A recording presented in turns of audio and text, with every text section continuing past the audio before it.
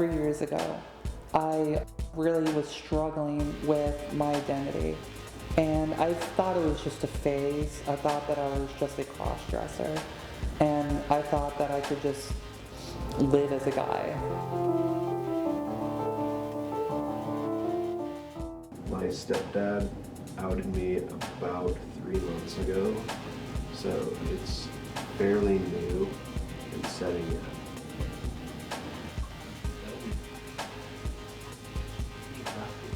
I came out about 4 years ago now, and it's been going good since, I guess.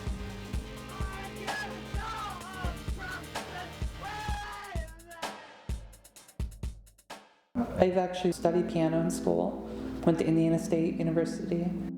I was teaching piano at an academy, but I got really sick and I had to stop. My sister and my cousin were talking, and they were talking about female stuff, and I was really jealous about what they were talking about, and I really wanted to be a part of that community, a part of being a girl.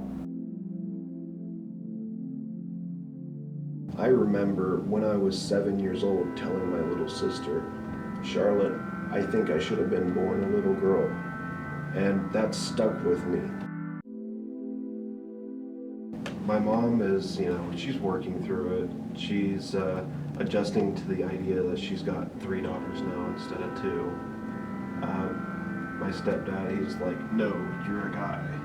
And, I don't really talk to him though, because, you gotta try and cut the negativity out of your life.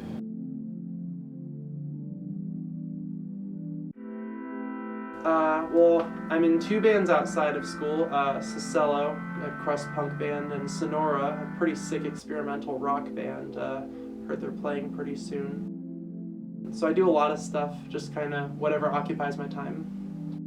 I'm a very, very voracious film watcher, and I play also drums for a show choir of all things.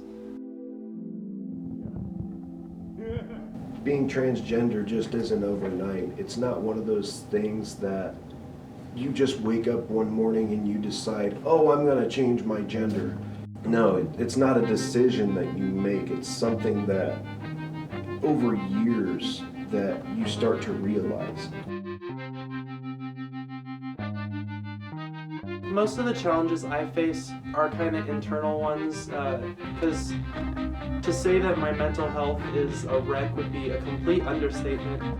I don't really struggle much as a trans person socially. I think honestly coming out was the best thing that ever happened to me on a social level, because I became a lot less reclusive, and I feel just generally a lot better about myself.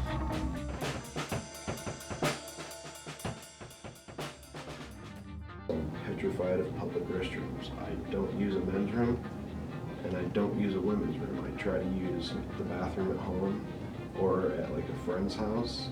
And the huge problem here in Indiana is that there is a huge lack of gender-neutral bathrooms.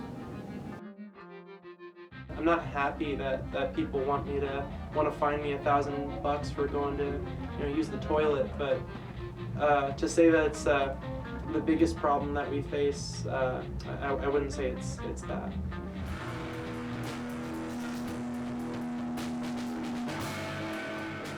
I'm constantly afraid that I'm not gonna pass as a woman. There's always a little fear in the back of my head that I'm gonna be judged or looked at differently.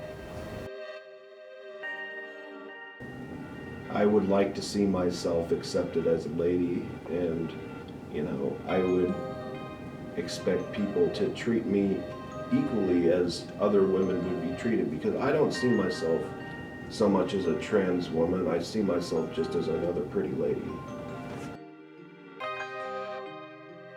There's a huge difference between sexual orientation and gender identity. So the fact that we're grouped together is kind of strange to me, because it's 2 completely different ideas, but we really need to fight for the same thing, because we're all technically a minority. I always believe that I've actually been a woman and a girl my whole life. And so it's not just something I was kind of came into. Realization that who I was came into that way, but as far as I was definitely born Liz versus coming to terms with being Liz. For me to request to be referred to as a woman and be treated as a lady, that's not really that big of a deal, because at the end of the day, gender can change. I knew I wasn't born a guy, but I just wasn't comfortable telling them about it until this time. Becoming who you really are is huge. It's a huge step forward.